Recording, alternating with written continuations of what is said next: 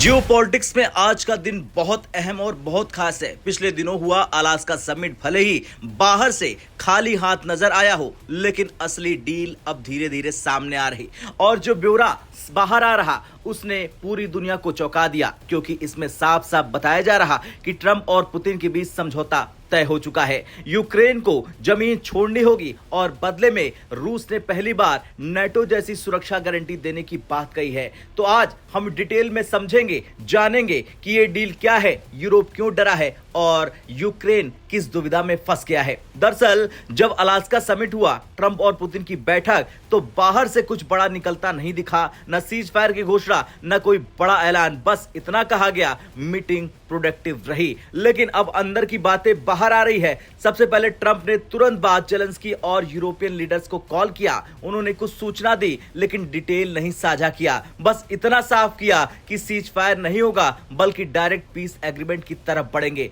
यानी पुतिन की लाइन वही थी और ट्रंप ने उसे दोहराया। यूरोपियन लीडर्स ये सुनकर चौंक गए, क्योंकि उनकी स्ट्रेटजी उल्टी थी। पहले सीज फायर, फिर शांति वार्ता, फिर पीस एग्रीमेंट। लेकिन ट्रंप पुतिन दोनों सीधे पीस डील की तरफ बढ़ना चाहते हैं। अब यूरोप की सबसे बड़ी टेंशन यह है कि कहीं ट्रंप जेलेंस्की को कॉर्नर करके पुतिन का फॉर्मूला न मनवा दे। इसलिए इस बार जब ट्रंप और जेलेंस्की की मुलाकात होगी आज, तो जेलेंस्की अकेले नहीं जा रहे, बल्कि पूरा यूरोपियन जत्था उनके साथ होगा। फ्रांस के राष्ट्रपति, जर्मनी के चांसलर, इटली की पीएम, यूके के पीएम, यूरोपीय कमीशन के प्रेसिडेंट और नेटो के सेक्रेटरी जनरल सब जा रहे हैं, ताकि ट्रंप जेलेंस्की पर पुतिन की शर्तें थोप न पाए। यानी पूरा यूरोप सतर्क है।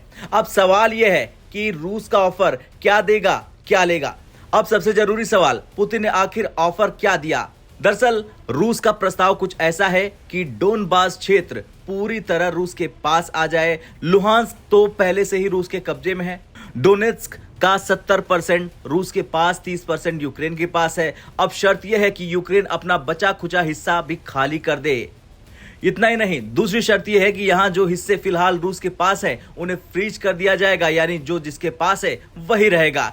तीसरा है क्रीमिया। इस पर बातचीत नहीं हुई, ये पूरी तरह रूस का है और रहेगा। यानी रूस साफ कर चुका है कि शांति चाहिए तो जमीन छोड़नी पड़ेगी। अब सुनिए वो पॉइंट जिसने सबको चौंका दिया। पुतिन ने पहली बार कहा कि यूक्रेन को अमेरिका और यूरोप सिक्योरिटी गारंटी दे सकते हैं। मतलब भले ही यूक्रेन नेटो का हिस्सा न बने, लेकिन उसे नेटो जैसा आर्टिकल 5 टाइप सुरक्षा कवच दिया जा सकता है। आर्टिकल 5 क्या कहता है ये जान लीजिए। आर्टिकल 5 कहता है किसी एक सदस्य पर हमला सभी सदस्यों पर हमला होता है। तो अगर अमेरिका और यूरोप ऐसी गारंटी दे तो रूस भी इसे मानने को तैयार है। यानी रूस ने पहली बार ये माना कि ठीक है, नेटो की औपचारिक सदस्यता मत लो, लेकिन सिक्योरिटी कवर दो, हमें कोई आपत्ति नहीं है। लेकिन समस्या यूक्रेन की है। उसके संविधान में लिखा है कोई सरकार जमीन नहीं दे सकती है। यानी भले ही जेलेंस्की चाहे वो जमीन कागजों पर रूस को सौंप नहीं सकते हैं। दूसरी दुविधा, सिक्योरिटी गारंटी। यूक्रेन पहले भी धोखा खा चुका है।